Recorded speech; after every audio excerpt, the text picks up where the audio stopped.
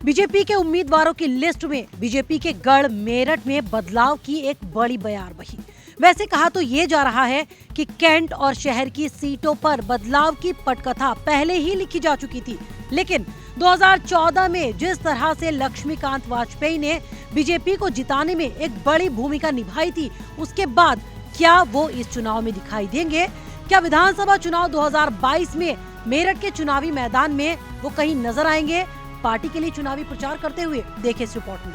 साल 1989 जब भारतीय जनता पार्टी के पूर्व प्रदेश अध्यक्ष डॉक्टर लक्ष्मीकांत वाजपेयी ने पहली बार मेरठ की शहर सीट से चुनाव लड़ा था।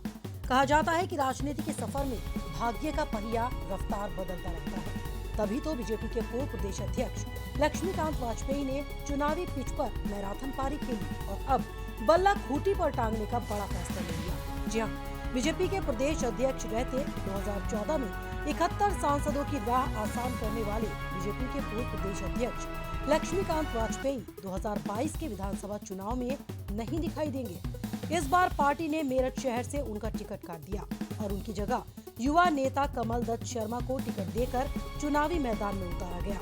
वैसे तो 1964 से जनसंघ के दीपक निशान से शुरुआत करने वाले डॉक्टर लक्ष्मीकांत वाजपेयी 1989 में पहली बार विधानसभा चुनाव लड़े और जीत भी दर्ज की। तब 1991 में हुए दंगों की वजह से काउंटिंग नहीं हुई। फिर 1993 में हारे और 1996 में एक बार फिर जीत हासिल की। फिर 2002 में भी जीते और 2007 में फिर से हार का सामना करना पड़ा।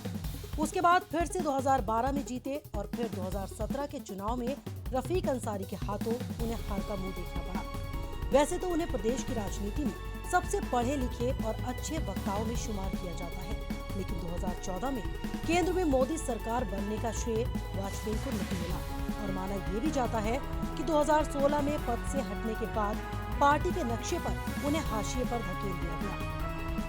इसके बाद उन्हें राज्यसभा विधान परिषद भेजने की चर्चाएं भी कई बार उठी, यहाँ तक कि राज्यपाल बनाए जाने की बात तक सामने आई, लेकिन ऐसा हो नहीं पाया। और अब खबरें ये है कि 2022 का विधानसभा चुनाव लड़ने से उन्होंने खुद ही इनकार कर दिया।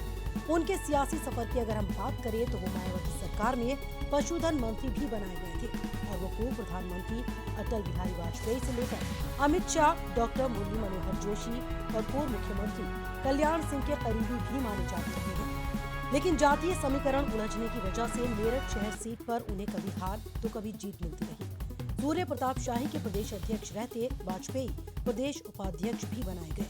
तो 2014 लोकसभा चुनाव में पार्टी ने ऐतिहासिक प्रदर्शन करते हुए 80 में 71 सीटें जीती। उसमें भी वाजपेयी ने मोदी लहर के बीच प्रदेश में ताबड़तोड़ दौरे करते हुए पार्टी की जमीन मजबूत करने का काम बखूबी अंजाम दिया। लेकिन इस बार के चुनाव में शायद ही वो कहीं नजर आए। Bureau report R9 news.